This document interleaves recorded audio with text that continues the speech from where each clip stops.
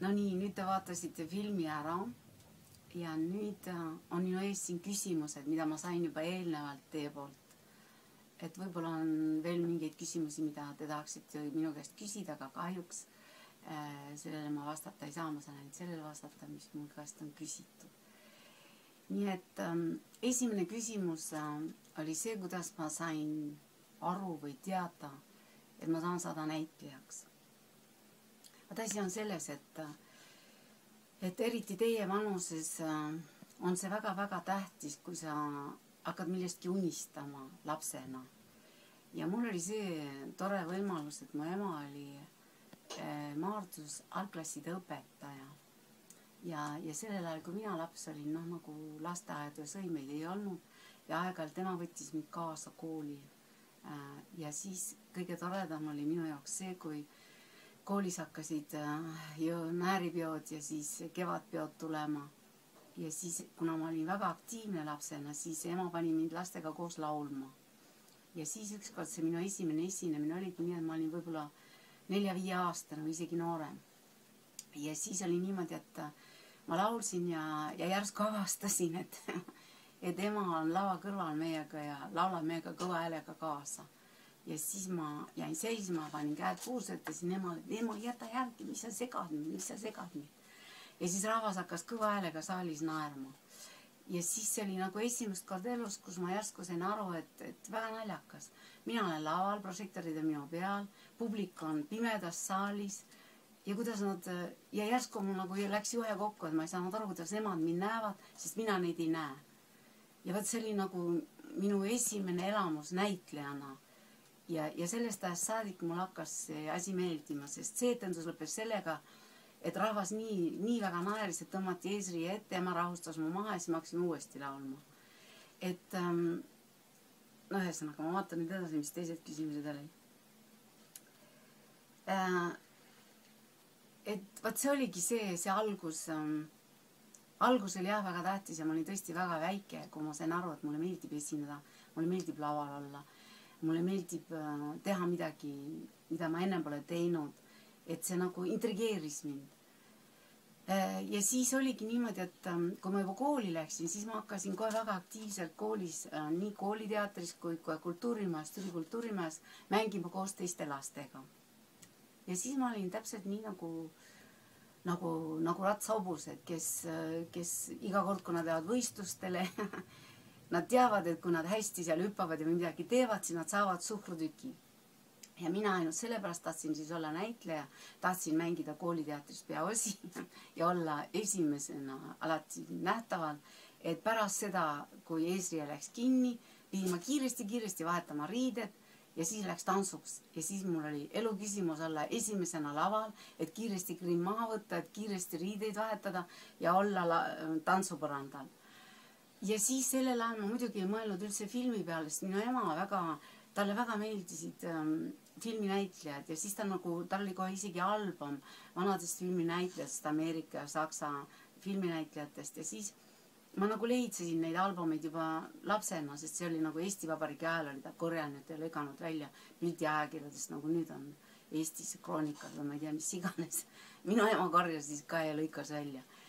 Aga siis ma sain kohe aru, et ma ei ole küllalt ilus, et ma sain aru, et mul on šarm, et ma võin ära võluda inimesed, kui mul on midagi öelda, midagi teha, aga ma ei uskunud, et ma olen plastiliselt nii ilus, et ma võiksin olla filmis. Ja selles mõttes filmist ja mängimisest filmist ma siis üldse ei unistanud. Et see oli mul tähtis olla laval ja teatris ja see oli minu unistus. Siis kolmas küsimus on, milline oli teie lemmikroll?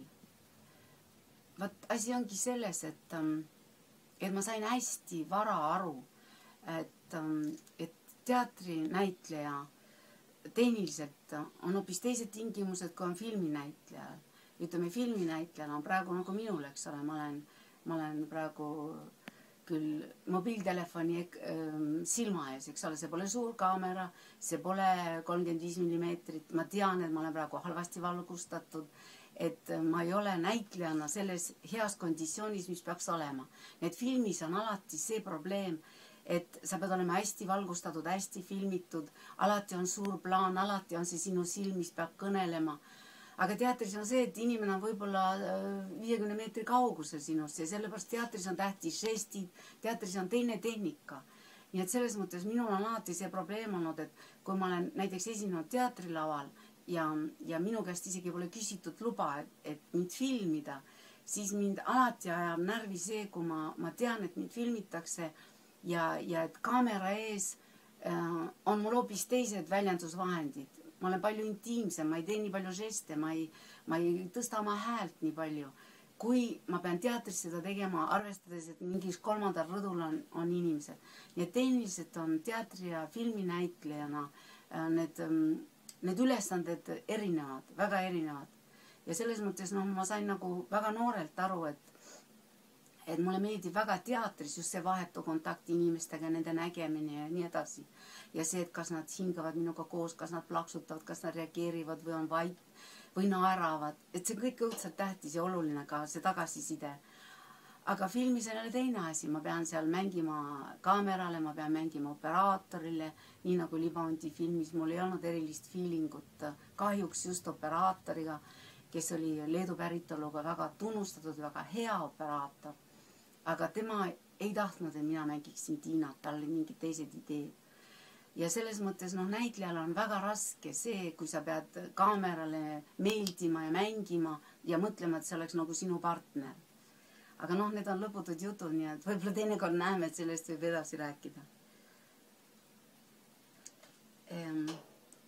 Ja selles mõttes ongi, et lemmikroll, mis oli, et võib-olla minu lemmikroll on olnud filmis just Lindpriides Illi, sellepärast, et Libaont oli vaat see ongi see, et näitlejal elus on väga paljud näitlejad mängivad võib-olla 40-50 aastat, aga publik nagu üldse ei mäletagi, mis ta on mänginud, mis ta on teinud, ta on lihtsalt näitleja. Ja teda austatakse, ta sureb ära ja kõik ta oli suur näitleja, aga keegi ütleb, et vaata mängis ühte seda suurt rolli ja see oli tema surematu roll. Ja ütleme, noorel näitlejal, kes alustab, nagu mina, eks ole, nüüd ütleme professionaalsete loominguliste inimestega, oli väga raske see, et järsku ma sain tänu Libaondile väga-väga tuntuks Eestis. Tegelikult ma tahtsin teha hästi seda, ma tahtsin meeldida leidalaiusele, ma tahtsin, et mind usutakse selles rollis. Mulle meeldis see Tiina, mulle meeldis see lugu, mulle kõik väga meeldis. Aga siis, kui film sai valmis ja mul oli väga suur publikumenu Eestis, siis see nagu segas mind, sellepärast, et kui sind igal pool ära tuntakse ja inimesed jooksevad järgi ja vaatavad ja poisid naeravad ja Libaont läheb ja siis tänaval inimesed sosistavad, et vaata, mis ta seljas on ja kuidas ta käib ja kohvikutes, mida ta sööb ja mida ta joob ja mis poisiga ta on. See kõik segas mind. Et niisugune suur tähelepanu järsku, see segas mind, kuigi ma tean, et see käib asjaga kaasas, aga minul oli see liiga suur. Et selles mõttes on see kahju, et kui sa alustad ja kohe sa jääd nagu väga-väga silma ja kohe publik nagu samastab sind selle tegelasega, siis mul oli väga probleem see, et keegi ei teadnud enam minu nime, keegi ei teadnud enam rämmeldit, kõik rääkisid Tiina. Tänaval kõik võiksid järka Tiina. Aga ma ei ole Tiina. Ja tegelikult, kui te praegu vaatate Eestis, siis väga paljud inimesed andsid oma lastele Tiina nime just 68., 69., 70. aastal. Kohutavalt palju oli Tiinasid just siis tänu võib-olla vanemad olid inspireeritud siis selle Libaonti filmist. Nii et selles mõttes, see oli minu õnn, oli see Libaont, et ma alustasin ja sain väga-väga tuntuks Eestis, aga see oli ka minu õnnetus. Seepärast ma nagu selle teise rollis, kui ma mängisin Lindpriides, siis seal ma tahtsin ennast tõesti kehtestada kui näitleja, keda nagu ei tuntaks üldse ära Tiinana, vaid kes oli täitsa mingi uus inimene. Ja sellepärast ma väga-väga töötasin just selle Lindpriides, selle oma rolli kallal, et inimesed ütleks, näed, see on Tiina. Ei, see oli hoopis teine inimene. Ja vaat selles mõttes mulle see Lindpriide Illi roll oli palju raskem ja palju niisugune, tõesti ma võtsin ennast väga-väga kokku, et seda teistmoodi teha kui Tiina. Nii. Siis oli ka küsimus teilt, et mis oli olnud teie suurim saavutus näitleja karjääri. no suurim saavutus kahjuks või õnneks oligi Libont, sest siiski siiamaani mind samastatakse Tiinana. Ja samamoodi Eestis, kui ma lähen, siis noh, ikkagi inimesed nagu ei ole rahul, et ma ei ole õnnelik, et mind Tiinana samastatakse. Sest vaat asi ongi selles, et ametlik kriitika ei suhtunud sellesse filmisse hästi, aga mul oli suur publikum enu. Ja sellepärast ongi, et pärast siis öeldi lihtsalt, et et see oli tüpaaž, et see oli lihtsalt, et mul olid tumedad juuksed ja mul olid tumedad silmad, et see oli tüpaaž, sellepärast ma hästi sobisin ja ma olin Tiina. Aga see ei ole õige. Probleem on selles, et Leida Laius valis ka tumeda peaga tüdrukute hulgast väga paljusid inimesi ja aga kui ta vestles inimestega, kui ta nägi neid tüdrukuid, eks ole, sest mingi 500 tüdrukut ta vaatas Eestis läbi ja ka Venemaalt otsiti Tiinat, siis mida Leida nägi minu juures oli just see, et ma olin tüdruk, kes julges öelda, kes julges enda eest välja astuda ja selle eest ma tõesti tänan surmani oma ristiisa, kes oli advokaat. Ja mul oli lapsest saadik see kool, et mu onu õpetas mind vaidlema, et kui on vaidlemine, kui on millegi eest vaja seista, siis kui sa oled veendunud oma õigsuses, siis mine lõpuni. Ja vaat see on ka, mida ma teile soovitan, et ei tohi olla nagu lamas, et kuulata lihtsalt, mis sulle ees räägitakse. Sest kõik vanainimesed räägi ka õiget juttu. Et tuleb kuulata alati mitmetest allikatest ja siis leida see mingi oma seisukoht, oma see idee ja siis seda läbi viia. Vaat Leida sai aru, et see ongi Tiina, et see oligi see, et ma olin teistmoodi, ma mõtlesin teistmoodi, ma ei olnud nii nagu teised. Ja vaat sellepärast ta valis mind. Nii et see ei olnud lihtsalt tumedad juuksed ja tumedad silmad, mida siiamaani öeldakse, et ainult selle pärast. See ei ole õige. No nii, siis on see, et kui kaua kestsid Libondi filmivõtted. No Libondiga oligi see, et me alustasime need võtteid kuskil kevadel ja alustasime Vilniuse stuudios. Aga siis oli niimoodi, et me olime seal täitsa lihavõtte ajal, nii et esimest korda elus ma nägin siis katoliku kirikut ja munade värvimist ja kõik see oli seal Vilniuses jube tore. Aga me tegime kogu seda filmi alguses stuudios. Ja siis oligi niimoodi, et see materjal saadeti Eestisse ja järsku Tallinna filmi direktsioon leidis, et ma ei sobinud Margusega. Et tuli väetada välja Margus. Ja siis me läksime Eestisse tagasi ja siis hakkas Marguse otsimine, nii et siis oli mul tõesti niimoodi, et umbes sadadele Eesti poistele ma vaatasin silma, ütlesin, mis me nüüd teineteisel oleme, ennem oli mõde ja vend, aga nüüd. Ma eputan praegu, ma seda küsin. Aga mul oli täitsa kõrini sellest ühest stseenist, sest ma ei saanud üldse midagi improviseerida, sest minul oli see Tiina kohta, ma pidasin endale päevikut ja ma täitsa uurisin kõik seda, mida ta võiks teha, mida ta võiks mõelda, mida ta sõi, mida ta jõi, kuidas ta oli, eks ole. Mul oli täitsa detailselt välja töötatud see personaaž, kuidas ma olen Tiina. Aga kui oli vaja nüüd uuesti hakata kõike peale, et otsida poiste hulgast Margust, siis see käis mulle nii närvidel, et ma kohe ei võinud enam neid Eesti poisse näha. Ja seal oli siis näitlejaid ja mitte näitlejaid. Ja siis nende hulgast valiti välja Ermaküla. Ja Ermaküla mulle siis üldse ei meeldinud, sest ta oli minust siis 4-5 aastat vanem, aga ta oli juba Eestis tuntud ja ta meeldis absoluutselt kõikidele naistele. Ta oli niisugune väga võrgutaja ja moositaja ekraanil ja elus ja kus iganes. Ja mina olen selles mõttes täitsa niisugune vastuvõitleja, et kui kõigile midagi jubedalt meeldib, siis ma katsun öelda, et ei, mulle see ei meeldi. Ja mulle see Ermaküla kui alguses üldse ei meeldinud. No üldsegi. Aga ta võrgutas ka minu ära. Nii et lõppude lõpuks mulle ta ikka väga-väga meeldis ja ta oli tõesti väga kena inimene. Ja tänu temale ma hakkasin uuesti tegema teatrit, aga professionaalsel tasemel. Niimoodi, et ühesõnaga tema rääkis mulle Peter Brookist, kes elab siiani Prantsusmaal Pariisis ja töötab siin oma teater Dünari, etc. Ja Krotovskist ja Krakovis olevast teatrist ja staariteatrist ja kõigest. Nii et tänu Ermakülale ma sain teada, mis toimub välismaal. Ja mind kohutavalt huvitas siis teha teatrit Ermakülaga. Ja siis ma mängisingi Tartus Vanemuses ka Tuhkadenno mängus.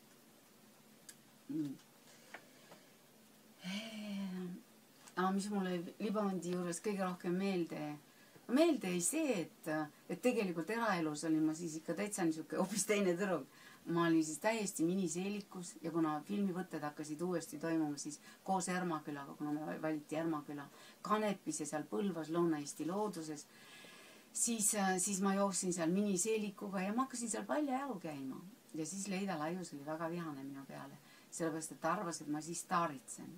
et see külainimesed kõik ju teadsid, kes ma olen, sest kõik need need inimesed, kes seal massis kaasa tegid, nad ei ole absoluutselt kohalikud inimesed. Ja siis tegelikult niisugust asja lihtsalt, kuigi see minu jaoks oli üks Kanepi väga väike koht, aga lihtsalt austustest külainimese vastu sööklas ja kus iganes ei oleks tohtinud käia paljajalu. Mina tahtsin seal käia paljajalu. Nii et Leidal oli minuga õudselt tegemist, et niimoodi eraelus mind taltsutada. Aga samal ajal oli siis ka see 38. aasta sündmused, sündmused ja siis oli üliõpilasrahutused Pariisis ja siis Ermaküla kuulas terve tööd raadiot. Ja siis oli nii, et mina magasin Leida Laiusega ja Marika ühes korteris ja siis üle nagu põllu elas seal üle tee vastas, elas natuke kaugemal Ermaküla. Ja siis õhtuti ma sõin korralikult, olin korralik tüdruk seal Mari ja siis Leida Laiusega. Ja siis, kui ma juba tundsin, et kõik enam-vähem magavad, siis ma panin juba ukse juurde kõrvale oma riided, panin ennast riidesse, jooksin üle põllu ja läksin Ermaküla juurde. ja siis kuulasime raadiot terve öö, nii et tegelikult Libamondi filmis on mul silmaalused sinisemad, kui mul täna praegu on. Sest see oli aeg, siis 2 kuud filmi võtteid seal Lõuna-Eestis. Ma üldse ei maganud, sellepärast, et see oli niivõrd erutav aeg, need sündmused, mis toimusid Euroopas ja et meievanused inimesed midagi tegid, midagi mõtlesid teistmoodi, katsusid teistmoodi mõelda ja olla, siis see oli minu jaoks tõeline vapustus, sest et me elasime Nõukogude Liidus ja me ei saanud välismaal käia seljakott seljas, nagu teie praegu saate varsti minna ja käitegi juba oma vanematega. Et me elasime niivõrd kinnises maailmas, et selles mõttes see Libamondi tegemise aeg langes kokku väga tähtsatele ja vapustavatele sündmustele ka Euroopas. Nii.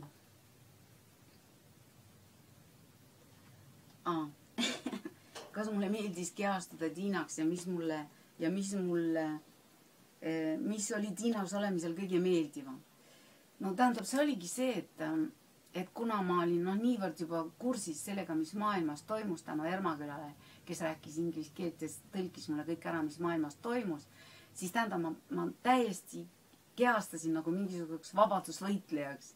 Et ma tundsin, et ma pean minema vastu sellele, mis on see kord, see ühiskond, see kas või see Tammaru perekond ja kõik, et see on vana ja arhailine mõtlemine ja mingites kinnistest dogmadest kinni ja vanaaegsetes ja ma lihtsalt sain selle vedru endale sisse tänu nendest öistest raadiote kuulamistest. Nii et selles mõttes, ma ütlen teile ausalt, et ma lihtsalt olin Tiina. Tiinana ma ei saa üldse öelda, et ma kehastusin ümber. Mul lihtsalt ma panin selle teise kleedi selga, ma vahetasin päevase minikleedi selle pika takuse kleedi vastu ja ma lihtsalt olin. Tiinana ma ei mänginud, Tiinana ma olin. Ja sellepärast oligi niimoodi, et miks see on jäänud nii kaua aastaid inimestele ja miks üldse filmis mäletatakse ja filmisid, kui räägitakse maailmataseme filmidest ja näitlejate töödest, siis siiski inimestele jäävad rohkem need näitlejad meelde ja nende mäng, kes siiralt on see personaž ekraanil. Et see ei ole niimoodi, et mina näitleja olen siin ja siis 2 meetrit ette käib see personaž. See on ikka huvitavam siis, kui see enam ei tee vahet, kes on see roll, mis on see näitleja, kuidas on see roll, kui sa absoluutselt usud selle asja sisse. Ja ühesõnaga Libamondiga see oligi nii, et ega ma ei mänginud seal palju, ma olin nii, kui ma olin. Ja lihtsalt kõik mind ümber väga palju aitasid. Mind aitas see, et Ermaküla oli minu suur sõber. Aitas ka see, et ma olin temasse armunud. Aga ma olin armunud platooniliselt ja seda te nägite ka ekraanil, et ega ma ei valetanud, mu silm ei petnud, ma tõesti omamoodi armastasin teda, kuigi eraelus oli tema abielus, temal oli 2 last juba, et saate aru, et elu ja ekraanielu, need on 2 ise asja, aga lihtsalt ikkagi paljusid asju läks nii palju täppi, et lihtsalt see oli usutav ekraanil.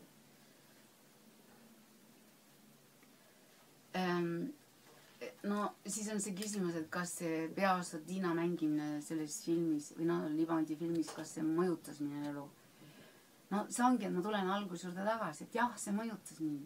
Et tegelikult iga näitleja on õnnelik, kui ta mingi ühe rolliga saab kuulsaks, et ütleme enne surma, eks ole, öeldakse, et vaat nii, et tegi seal 100 rolli, mängis ära ja ühega sai kuulsaks. Aga minuga oligi see, et see oli minu õnni õnnetus, see, et ma sain kohe kuulsaks oma esimese rolliga suure publiku ees.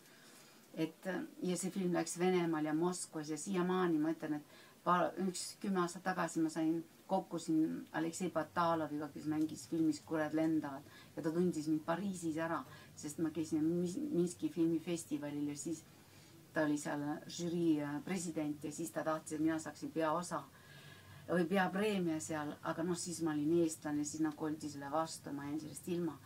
Et see oleks olnud muidugi kohutavalt suur samm minu elus, et saada mingi debüüdi eest kohe peapreemia, siis ma oleks mind kutsutud aga ka teistesse Vene filmidesse, aga probleem oli selles, et isegi ilma selle preemiata mind hakati kohe seal festivali ajal kutsuma. Režissöörid kohe kutsusid mind, aga siis ma sain aru ühest asjast, et kuigi ma ei olnud siis enam mingisugune süütu tüdruk, et näitleja amet on väga keeruline amet ja ma sain aru, et mina olen inimene ja näitleja ja naine, kes saab töötada ainult inimestega, keda mina armastan, kellega ma tahan töötada, aga et ma ei ole küllalt suur eksiveerija ja et lihtsalt ennast näidata ükskõik mis hinnaga saada lavale ja et vaadake palun profiili otsesele, mina ja suur kuulus ilus näitleja. Et ma sain aru kohe sellest, et see mind ei huvita.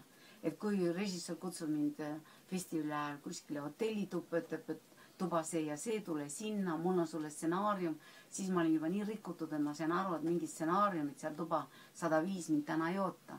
Mind ootab seal lihtsalt üks mees, kes tahab mind võib-olla lähemalt ja intiimselt vaadata ja see mulle ei sobinud. Ma sain kohe aru, et see maailm ei ole minu jaoks.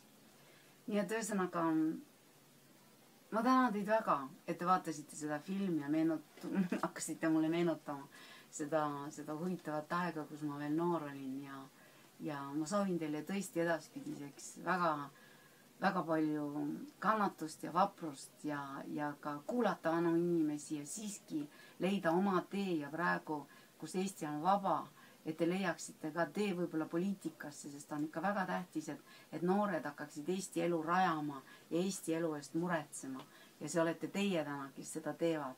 Nii et palju õnne teile ja ilusalt saabuvad kevadet. Nägemist!